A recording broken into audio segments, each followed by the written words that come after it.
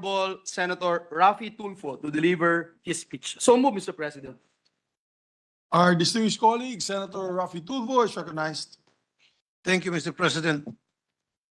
Mr. President, my dear colleagues in the Senate, good afternoon, or should I say good evening. I speak today as a matter of privilege to raise an issue brought to me personally by farmers and other agricultural workers. Hindi na po ako magpaligoy-ligoy pa. At isiwalat ko na po na ang gobyerno ay nagwawaldas ng bilyong piso sa National Irrigation Administration para lang mabigyang paalaala ang lahat ng nanonood at nakikinig. Ang NIA ay nakatanggap na mahigit kumulang 15 billion pesos for fiscal year 2017. More than 20 billion para sa taong 2018 and 2019. 25 billion para sa taong 2020. 19 billion para sa taong 2021. At 22 billion ng taong 2022.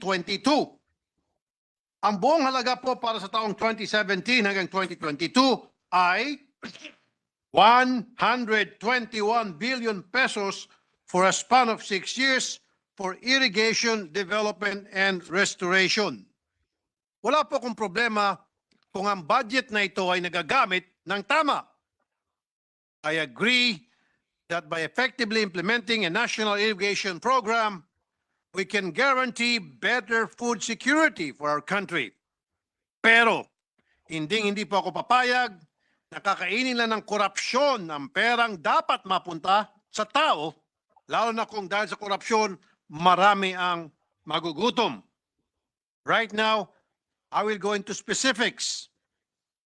Kung inyo pong may kita dyan, karamihan po sa mga proyekto ng NAIA na naumpisahan, mahigit 5 taon na po ang lumipas, ay hanggang ngayon, hindi pa rin po natatapos. Mas matindi pa, ilan dito ay hindi man lang umaandar, gumagana, kahit taon na ang lumipas mula nang nabigyan ng notice to proceed. Kahit sabihin pa natin na hindi nag-release na ang NIA ng full amount sa mga kontraktor, hindi dapat natin palagpasin na pinapatulog lamang sa kanilang departamento ang pera nakalaan dito na sana'y nalagay na sa agarang pangailangan ng ating mga magsasaka. Tulad ng farm machineries, pang-subsidize sa kanilang abono o di kaya fertilizer para palaguin ng kanilang ani. Bukod dito, meron pang mga kontrata kung saan sinadya na lang hindi pakita sa publiko kung sino ang nanalo. Ayan. Pangit talagang pangalan. Kasi mga korap eh. Okay. Ang public bidding ay dapat ipaalam sa lahat. Sapagkat ito ay paraan natin para malaman kung ginagawa ng gobyerno ang kanilang trabaho. Sa pag-usisa sa makakuha ng kontrata at para din mabilis singilin ang winning bidder kapag may mali silang ginawa sa pera ng tao na ibinayad sa kanila. Kapag hindi deklarado sa publiko at kapag tinatago nila ang mga impormasyong ito, nagkakaroon na mas madaling paraan upang itakbo ang pera ng bayan patungo sa bulsa ng pribadong tao. Ito pong Macalyon Reservoir Project. Nasaan yung Macalyon na yan? Ayan po, yung Macalyon na yan, ha? Macalelon. Kita mo naman, bunjing pa ang apelyido nito. Yung pangalan ito. Macalelon. Ang bunjing, ano? 775 million po yung halaga. No contractor listed. Wala pong contractor yan. Yung Macalelon Reservoir na yan.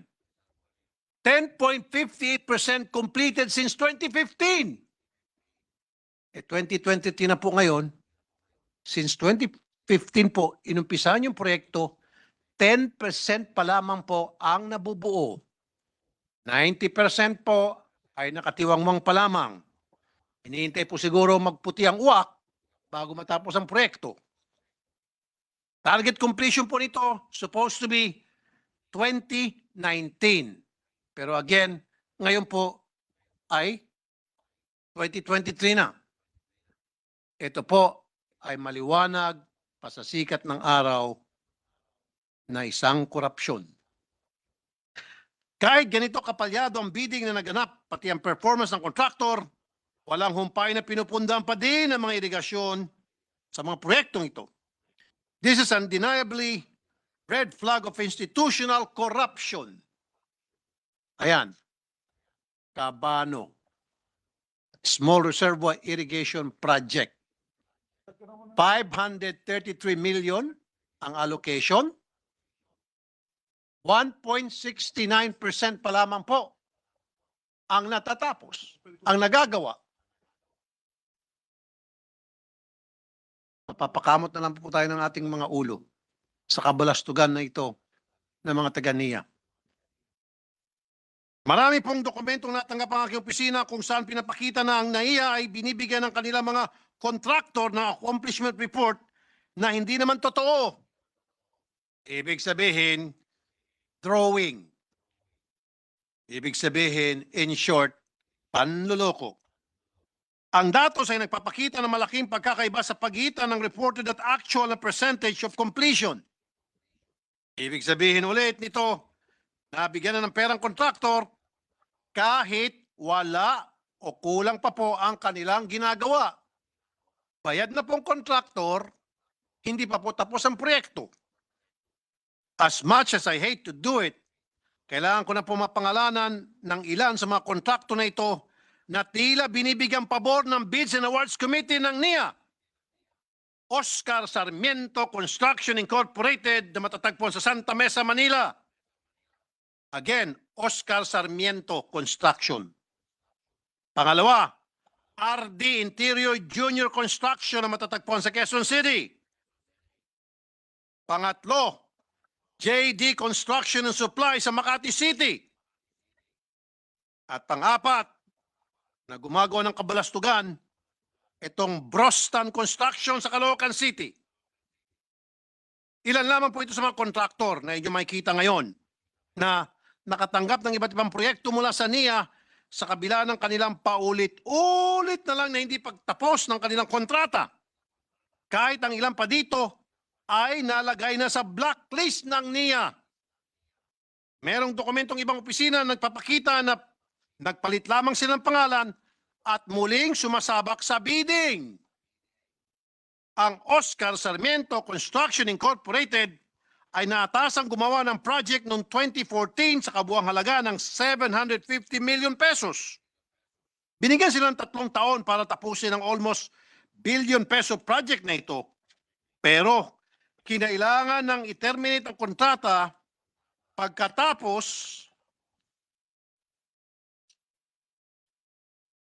makita na hindi man lang umaandar ang kanilang construction works. Kinailangan ngayong saluhin ng RD Interior Junior Construction ng proyekto sa halagang 333 million. Hanggang ngayon, hindi pa din po tapos ang project at tuluyang natutulog ang pera na nilaan sana para sa pagpapabuti ng ating agricultural industry. Ang Brostan Construction naman ay naatasang gumawa ng proyekto sa halagang 304 million pesos. According to audit reports as of 2022, ay may natitira pang 34% sa kanilang proyekto. Pinuntahan po mismo ng NIA ang project site at nakita doon na iniwang nakatiwangwang ang proyekto. Humingi po ng reconsideration ang Brostan na tatapusin ito sa kondisyon. Ito pong kondisyon ng Brostan. Tatapusin daw nilang proyekto kapag sila ay papayagan ng NPA, New People's Army. Kailangan daw po magpaalam daw po muna sila sa New People's Army. Akalain mo, ginamit na dahilan ang New People's Army kaya hindi natapos ang proyekto at kinailangan nila magpaalam at magmano sa NPA at iba pang armed groups para matapos ang kanilang proyekto.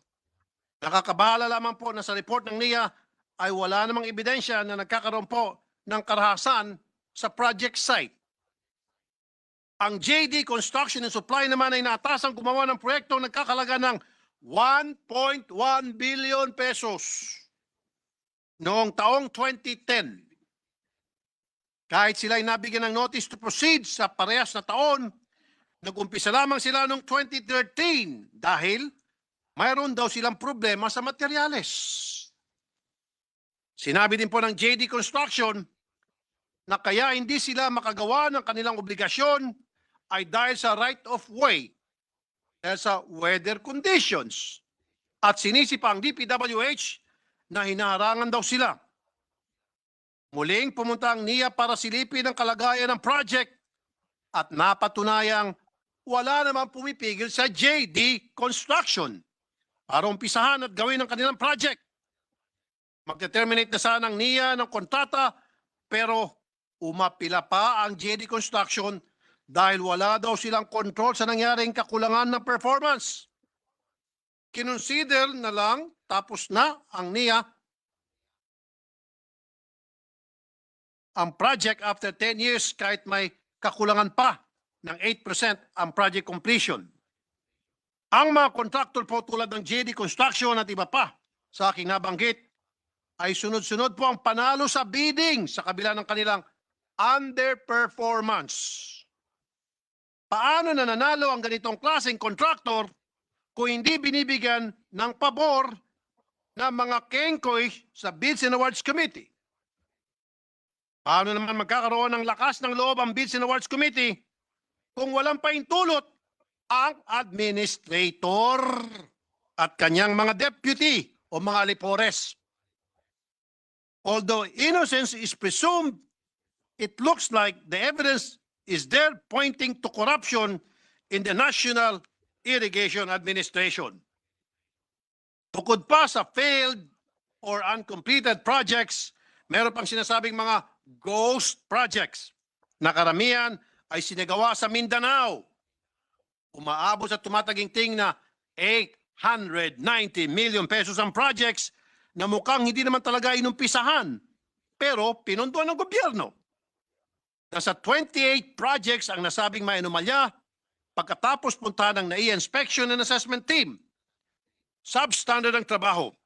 Ilang portion ng proyekto ay hindi man lang inumpisahan. Pangit, sobrang pangit, o poor workmanship ang assessment.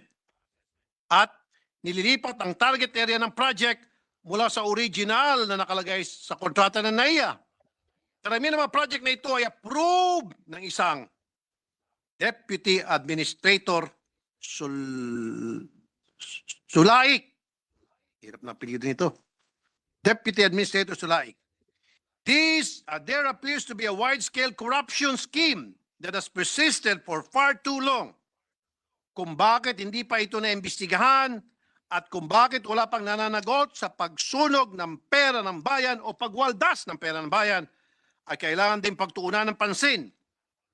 Our government is fighting for every peso of revenue and we keep on increasing taxes for everyone. While we waste so many funds feeding corruption and padrino systems in government infrastructure programs. Kaysa mangolekta sa tao, bakit hindi na lang muna natin paniguraduhin na napupunta ito sa mapapakinabangan ng taong bayan? Personal ko pong kinagagalit ang issue na ito sapagkat napabayaan na mga farmers na umaasa sa NIA upang mapalago ang kanilang ani. It might be a matter of profit para sa mga contractor at government official na sangkot dito, pero it's a matter of life and death para sa mga nararapat na beneficiaries. To be clear, ang ating procurement laws at ang implementing rules and regulations for public bidding ay matagal nang inaabuso. Kaya naman, sa World Corruption Index ng Transparency International, tayo ay top 117 out of possible 180 sa corruption perception.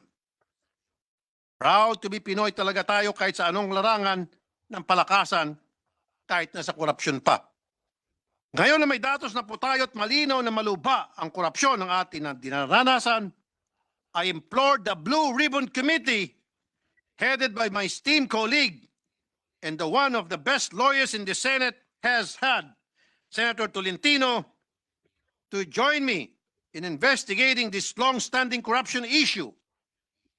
kung malagay lang sa tama ang paggamit ng pondo ng NIA, ay makapagbibigay tayo ng agarang pagsasabuti ng buhay sa mga magsasaka. Ang maiging irrigation para sa lupang sinasaka ay makababawas sa pangangailangan ng katamtamang ulan, fertilizer, kuryente at labor. Hiningi ko lamang sa NIA na ipagsabuti sana ang paggamit ng pera ng bayan. Ang pinakita ko ngayon ay maliit na bahagi pa lamang yan. Mr. President, sa aking nalikop ng mga ebidensya na magpapakita na binababoy na ng irrigation ang ating irrigation program. Nagpapayaman ang mga miyembro at kontraktor ng NAIA sa pamamagitan ng pagtapak sa magsasakang umaasa sa kanilang mga programa.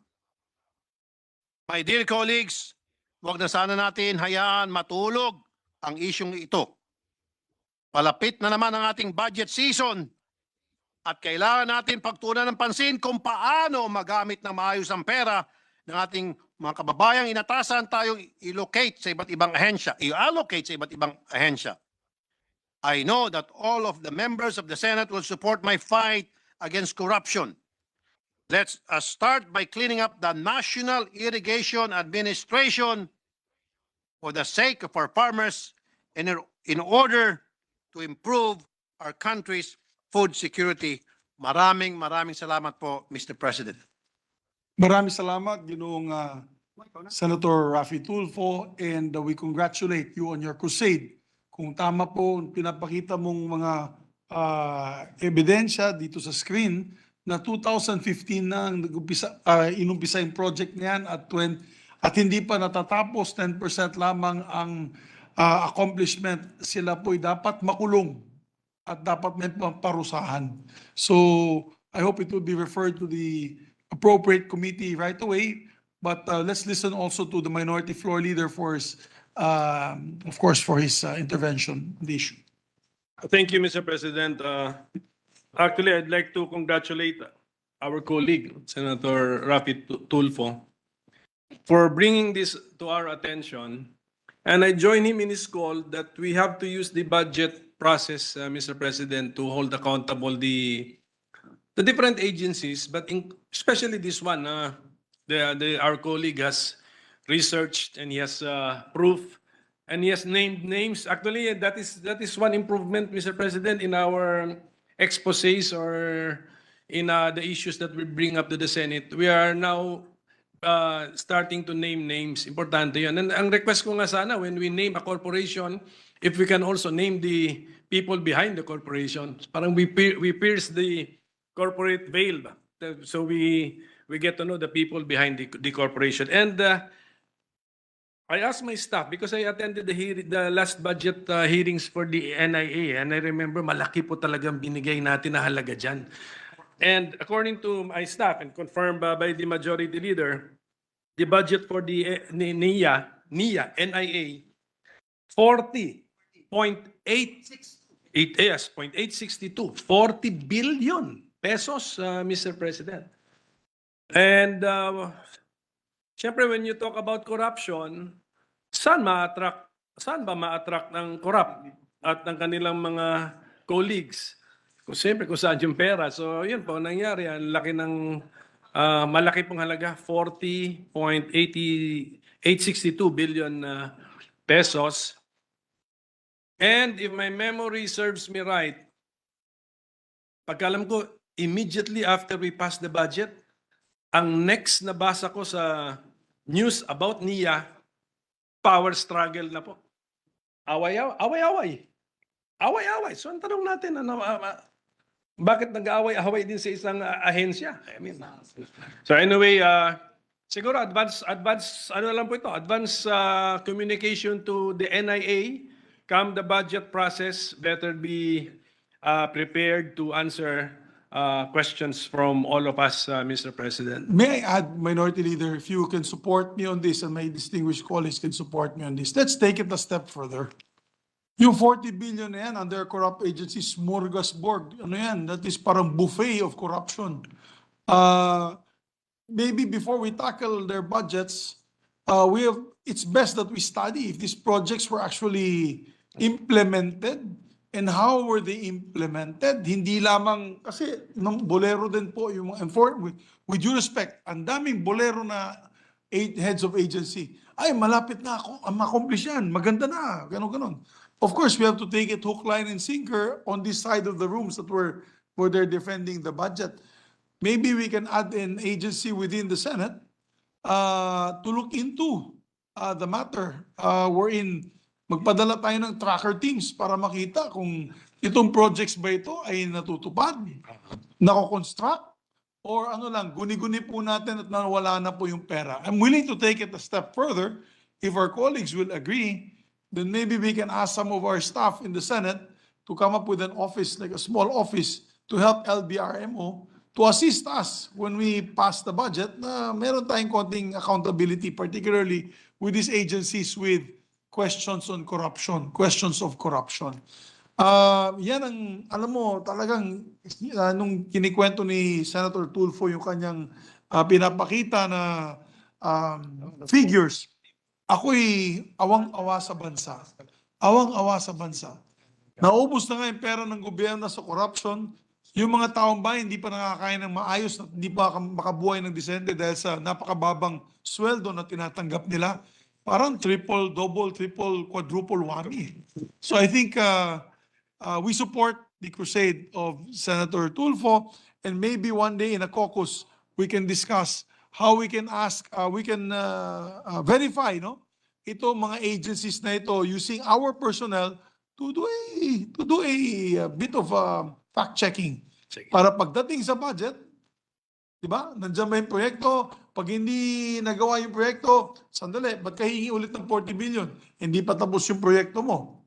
That means yung absorptive capacity nila ay zero or napakababa. That means we should not be giving them more funds. Di ba po, Minority Leader? I'm sure you and we are on the same page here. Yes, I joined the plans of the Senate President.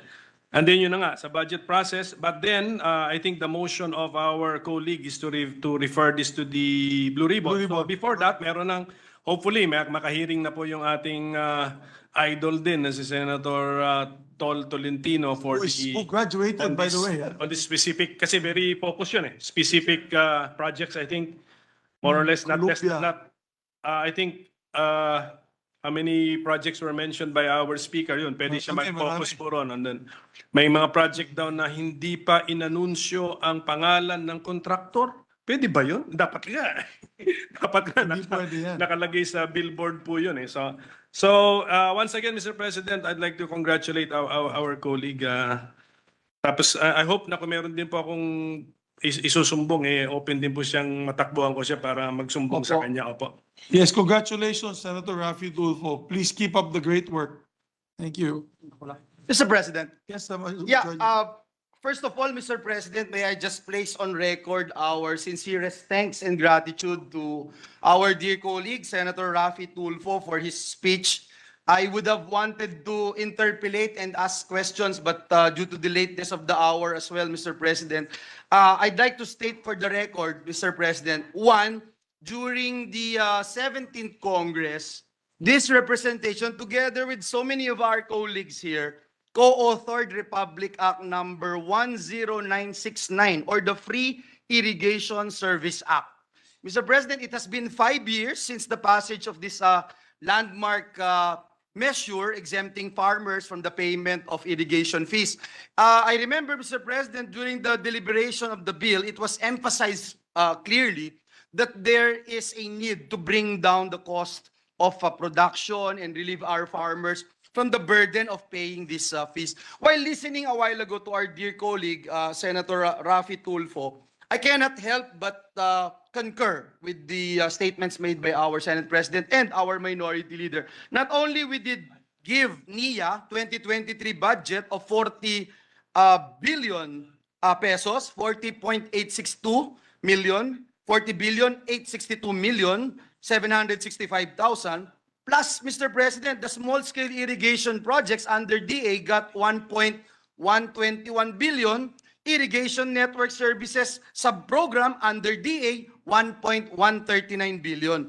But Mr. President, if you look at the data that was given to us, we asked for the data as of June 2022. As of June 2022, Mr. President, 65.28% out of the 3.128 million hectares of estimated total irrigable area nationwide. 65.28 pa lang, Ginoong Pangulo. As of 2022 rin, Ginoong Pangulo, 36 out of 80 na target provinces and chartered cities were provided with agricultural machineries, equipment, facilities, and small-scale irrigation projects. What's my point, Mr. President? If you're listening attentively to this speech delivered by our dear colleague, it's adding fuel to the fire. Hindi na nga nila nagagastos. It appears they don't have the capacity to spend the money. And now here comes the report na hindi tapos, hindi gumagalaw yung proyekto, hindi napapakinabangan ng ating mga kababayan. Kaya magandang tanong, Ginoong Pangulo, kung yung pong NIA ay may current status na nung ating country's irrigation development as promised by Republic Act number 10969, and at the same time to answer questions of accountability and transparency. Mr. President, on May 2, 2023, yung Pag-asa announced that recent conditions and forecasts indicate an 80%, 80% na probability that El Nino may emerge by June to August. And this may persist until the first quarter of 2024. So may time constraints po tayo, Mr. President. Gusto natin masiguro na nagagamit ng tama ang ating mga pondo, nagagamit ng maayos, at higit sa lahat makinabang yung ating mga kababayan na nasa agriculture sector. So, yun lamang po, Ginoong Pangulo, at